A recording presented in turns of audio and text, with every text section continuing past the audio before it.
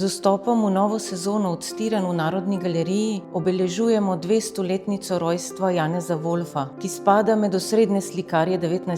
stoletja na Slovenskem in velja za utemeljitelja poznega nazarenskega sloga pri nas. Hkrati po veliki razstavi Barok v Sloveniji s to drobno predstavitvijo tudi pokažemo na nadaljnji razvoj slikarstva po izteku baročne tradicije, ki je v cerkveni umetnosti pri nas prevladovala še globoko v 19. stoletje.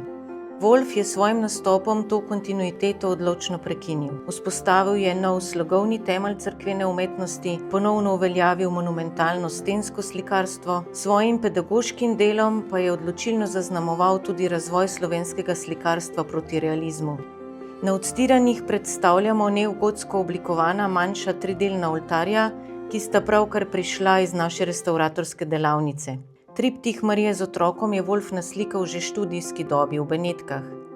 Triptih s Svetim Jožefom pa je iz poznejšega obdobja, kar jasno kaže tudi slogovna primerjava slikarjeve poteze. Na ogled so tudi zelo redko ohranjeni osnutki za njegove stenske poslikave. Za prezbiterij župnijske cerkve svetega Štefana v Vipavi in 2 študiji krsta v Jordanu za fresko na severnem pročelju ljubljanske stolnice, kjer je Wolf restavriral obledelo poslikavo Giulia Quaglia.